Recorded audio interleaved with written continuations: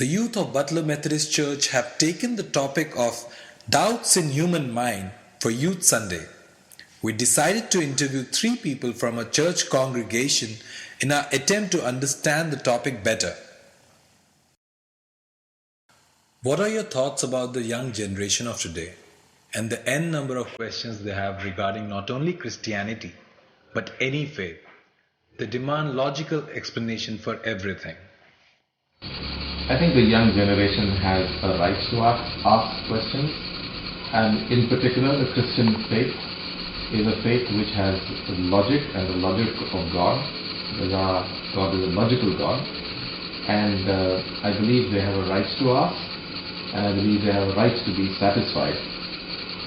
The thing is, they may not find all the answers, because there are certain points where you have to trust God for the answer, which may not be immediate, but then sooner or later the answer will be provided. You have kids. Have they ever asked you a question which you have found tricky to answer, or may have answered without much conviction? Tricky questions, yes, tricky questions have come up very often. But if I haven't had the answer then, I have always told them, you asked me this question, sorry, I cannot answer it now. I need to know what the Lord has to say about it. Because whenever I have to deal with a tricky situation, I always go down and pray. I don't have to especially lock myself in a room, even if I'm standing in the kitchen. Working, I just in my heart pray about things and I ask God to reveal the truth to me. And I take my time to answer questions, and they know very well that she's going to wait if she's not. I don't give them random answers. I don't believe in answering just for the sake of answering. Suppose a tragedy similar to that of Job's was to strike you. Would you continue to trust the Lord? It's easy to say yes, but it's in times like these where we falter. Your thoughts? Yes, we can just do the job in our life. He was a man of faith and he obeyed God in a way. But at this time in this world, it's not really possible to be like faithful like God. But what I feel is like just to be like God, you need to trust the Lord and ask His strength or ask His wisdom to make us to overcome this happiness. So it's not in our hands, it's in God's hands. We need to keep the faith in them and ask for the wisdom and strength to overcome these happiness. How do you know what God's will is for you? Doubts rise there too. Yes, at times I do have doubts in my mind. I'm not saying that doubts are not there. I had applied for a promotion in my job, and I felt that I should have got it, but I didn't get it immediately. I was told that you will get it after a year. So you still need to improve yourself in certain areas. And yes, I came back home feeling very bad. But then I told myself, okay, maybe it's not the Lord's time as yet. It is difficult to explain. But then, yes, if you trust the Lord, and let me tell you, you can't trust God with a logic. There is no logic. Because what He does is beyond our understanding. But having experienced Him in my life, having experienced His blessings in my life, having seen the miracles that have happened in this very home, I know that He's there for me. And surprisingly, when I joined back in July, it was supposed to come next year. Means in 13 April it was supposed to come. And it came way back in July 12.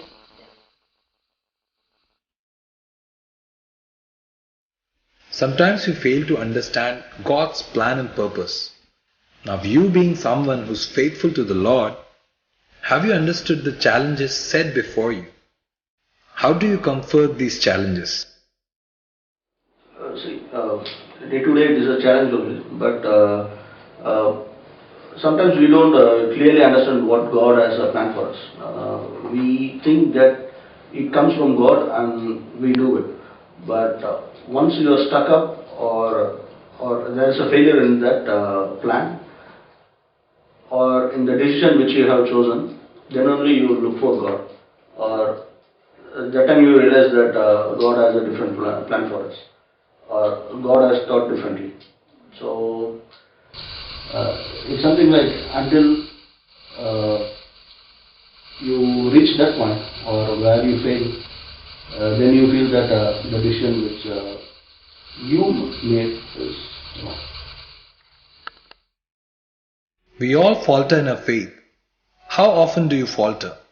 And how do you deal with the guilt of breaking God's trust? I like to believe that I am faithful in everything. I live a life of honesty and integrity.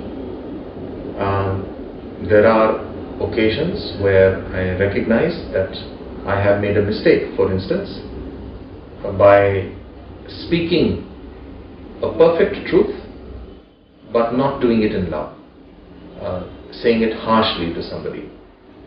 And when I am convicted of that by the Spirit of God, I usually try and make amends. I would apologize to the person who I have spoken harshly with, and retract my statement if the statement is gone overboard.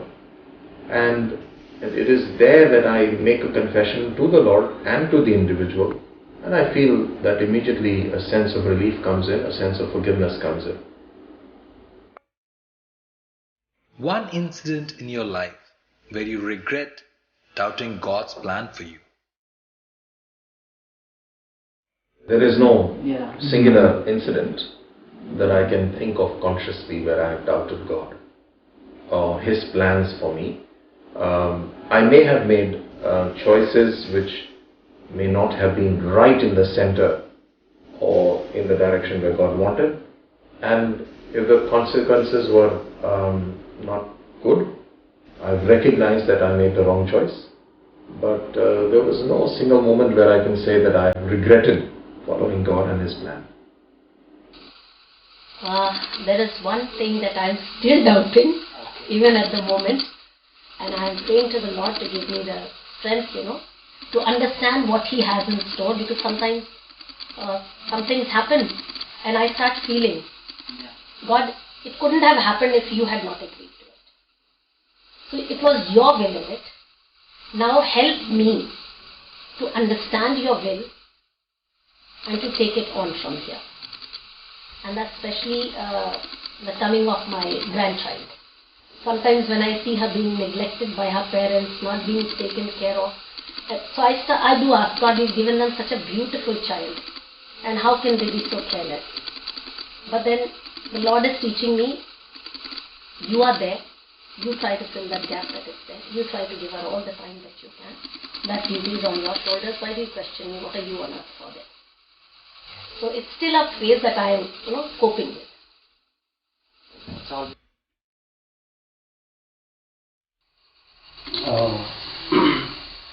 It happened with me, like when I want to move to